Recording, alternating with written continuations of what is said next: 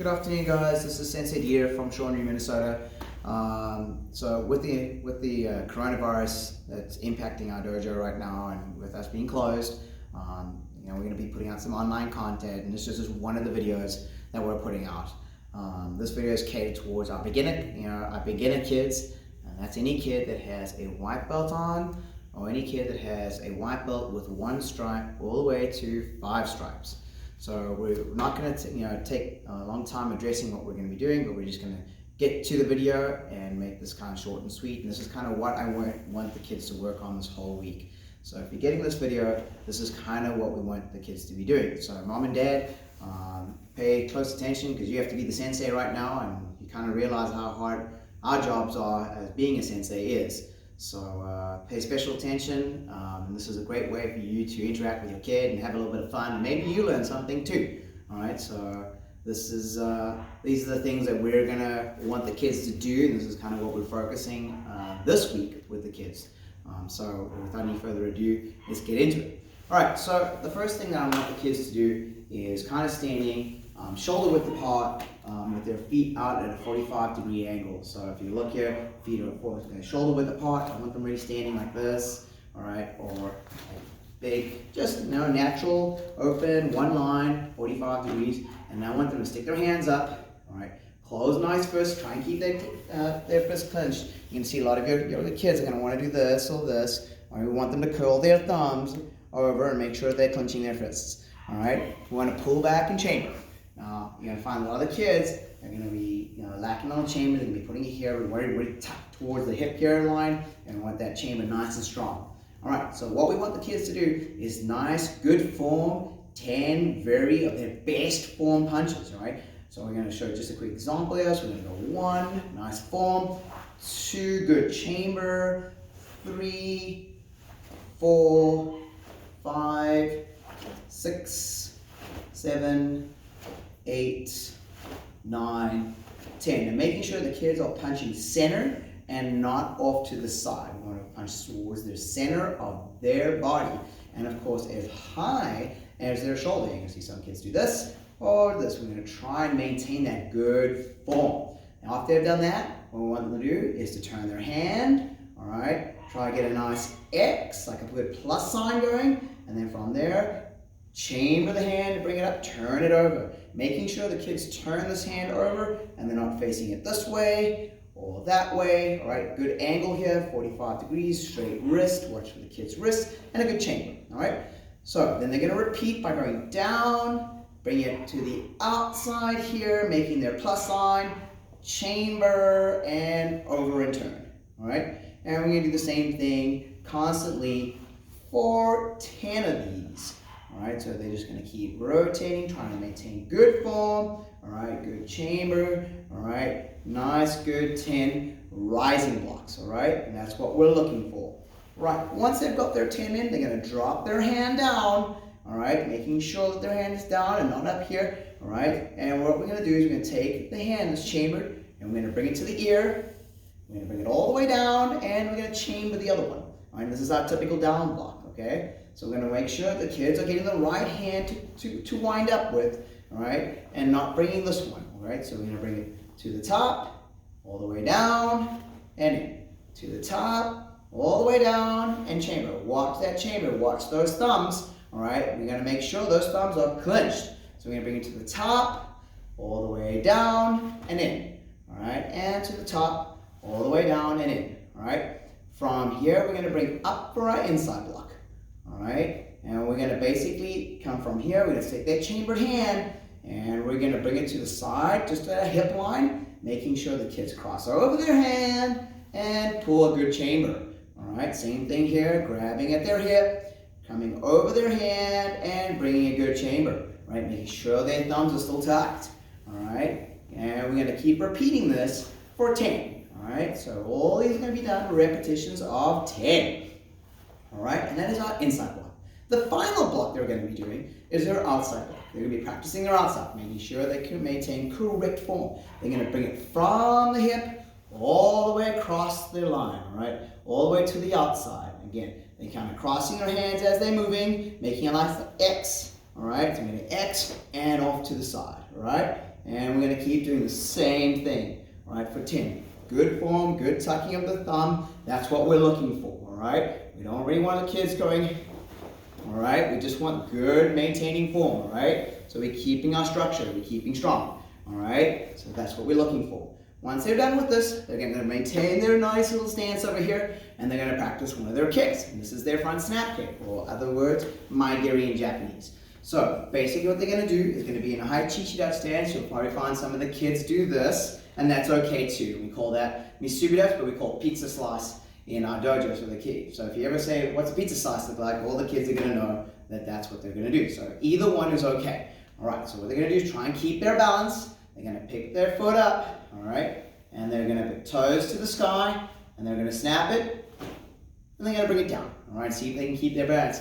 And they're going to try and do that for 10 of them. So once again, nicely up, raising, trying to get it nice and level here, toes to the sky, all right, we're going to snap it out, and we're going to bring it back, all right. Once they've done 10 of those, we're going to try to do 10 on these, all right. So we're going to try and keep that balance, bring this up, toes to the sky, we're going to snap it, and we're going to bring it up, bring it down.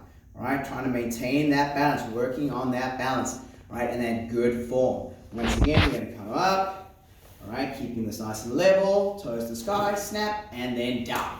Right, okay, so that's basically what the kids are going to be practicing and repping constantly.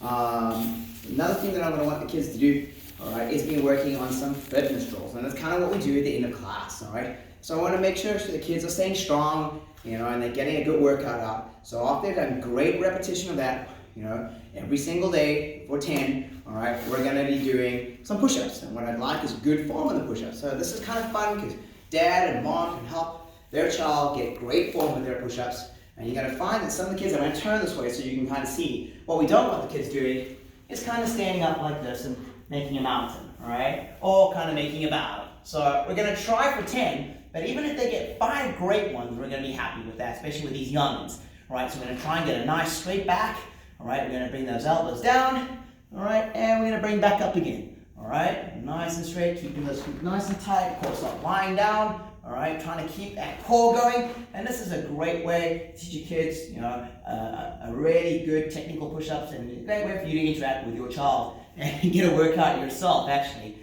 So yeah, we're trying to maintain that. 10 is a good number, but if they give you 5 great ones, we can definitely accept that. Okay. From there, what they're going to do is they're going to flip over, all right, and they're going to do our sit-ups, all right. And mom and dad can hold the legs, all right, and help the kiddos up, all right. And with the kids, we kind of have them pointing to the sky, all right. So as they come up, their hands come up and they point, and they come back down, all right. And they come up and they point, and they come back up. So kind of maintains that not already up here, they kind of up here, just helping them get themselves up, all right, keeping their shoulders round as they come through. So we're looking for 10, but if they, you know, like I said, if the kids are really doing their best and they give you 5 great ones and absolutely exhausted, that's okay too, all right? After that, we're going to take our hands, put them underneath our body so they disappear.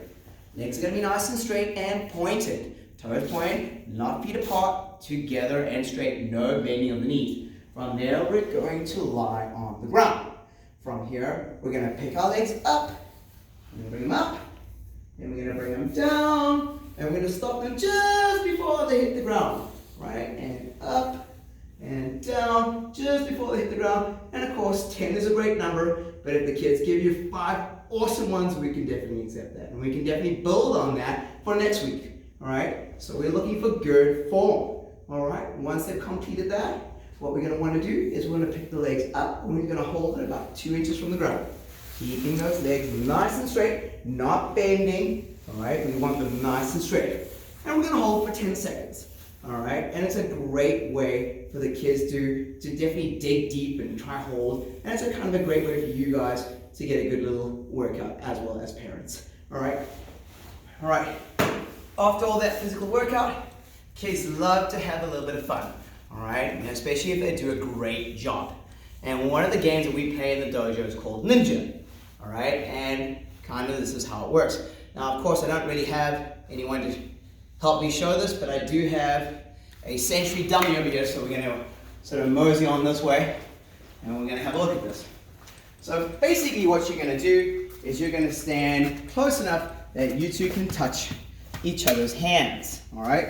And you're kind of going to be standing here, and you're going to go into your best combative, probably left leg forward for both, into your best combative sparring stance, all right? So it kind of looks like this, all right? With your hands up, one hand here, one hand there. And of course, to decide who gets to go first in this, rock, paper, scissors is always the best bet. Whoever wins rock, paper, scissors gets the first swing.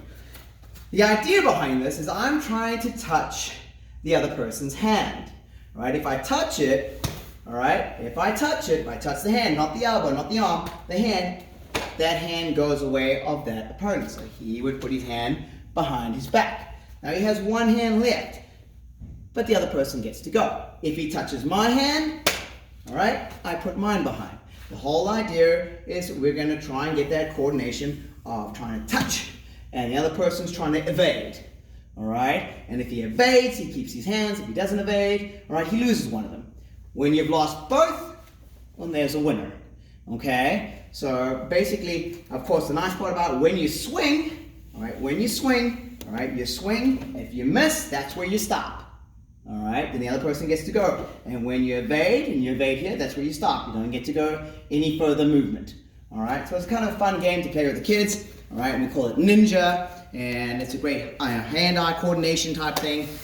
It's called a great reaction drill, and it's a lot of fun, a lot of fun. So that's basically what we have for our white belt, lesson for this week, and also kind of what we want them to do this week. All right, so that would be all the way from your regular white belt, beginner white belt that's new to the dojo, and those who even have 5 stripes. So that's what we want them to focus on this week. All right, so basically we're going to sign off on that. And look forward to the next. Keep looking on Facebook for the next video, and because we'll be uploading them as soon as we can. Today is the first one, and next week there'll be another one out there. But we're going to keep focusing on this week, and hopefully we'll be back in the dojo with our regular curriculum here shortly. All right, thank you for watching, guys. Like always, shoot me any emails or Facebook messages with any questions you may have. All right, thanks, guys. Thanks for the support.